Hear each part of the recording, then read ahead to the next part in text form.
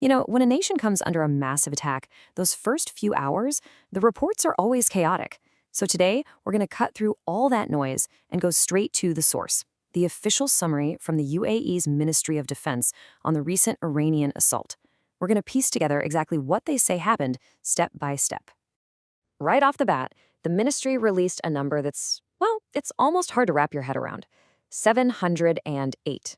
That's 708 projectiles, a mix of drones and missiles, all launched toward the UAE. That single number just sets the stage for the incredible defensive challenge we're about to explore. So, here's our roadmap for today. We're going to follow this story in 5 parts. We'll kick things off with the moment the attack began, then really dig into the numbers to get a sense of the scale.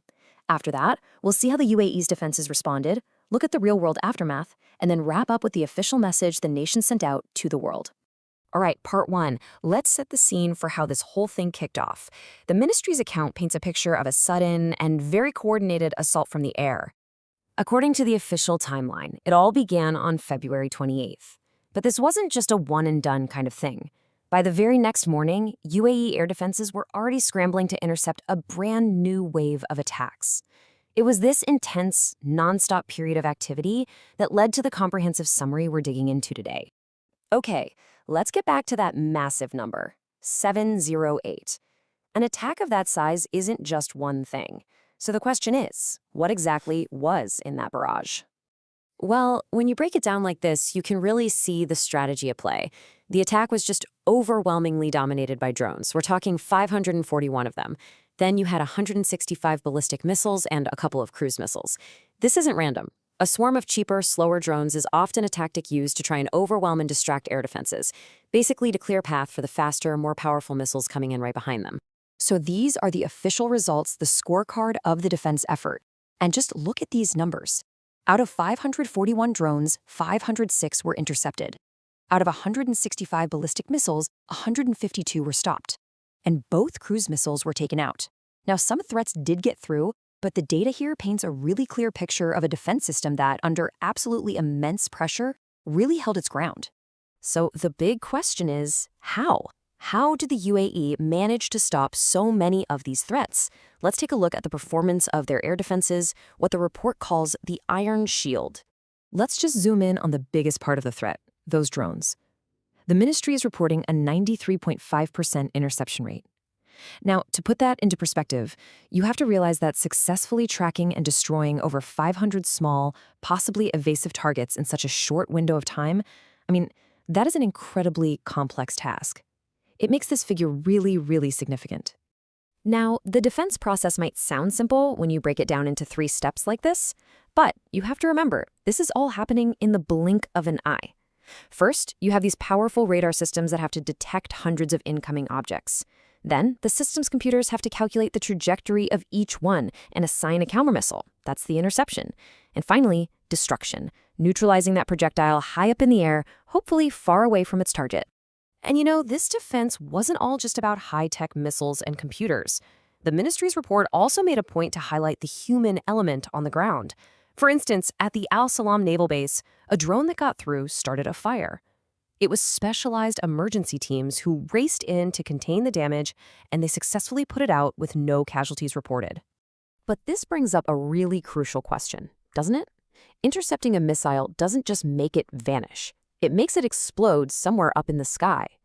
So with hundreds of these successful interceptions, what was the actual impact down below? And that brings us to the really sobering part of this story, the aftermath on the ground. We're going to look at the reported human and material cost, not just from the few projectiles that made it through, but also from all the falling debris of the ones that were stopped. The Ministry of Defense confirmed, with great sadness, that the attacks resulted in 3 fatalities. The report also listed 58 minor injuries. And just look at this list of nationalities. It affects people from at least 15 different countries. It's such a powerful reminder of the UAE's role as a global crossroads. An attack on its soil is really an attack on this deeply international community of people who have made the country their home. And here is where you see that strange paradox of a successful defense. Every single one of those more than 660 interceptions created a shower of debris falling from the sky. The ministry confirmed this led to minor to moderate material damage to properties on the ground. It just goes to show that even a victory in the air can have a very real cost below. Okay, so beyond all the military stats and the damage reports, what was the UAE's official message to the world? Let's get into their statement of resolve. And they did not mince words. The language was crystal clear. This direct quote from the ministry frames the attack as a blatant violation of national sovereignty and international law. There's just no ambiguity there about the UAE's official position. And you can see the ministry's message struck a very careful balance. On one hand, you have a message of strength, affirming its full right to respond and protect its territory. But on the other hand, there's this message of responsibility, stating that its absolute top priority is the safety of everyone, citizens, residents, visitors, and that commitment is simply not up for debate. And this next part is so critical in the middle of a crisis, right? Managing the information. The ministry made a direct appeal to the public. Please, get your information from official sources only. This was a clear attempt to counter the wave of rumors that can spread panic and confusion.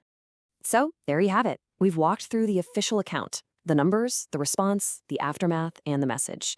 It all leaves us with a really critical question for the world we live in today.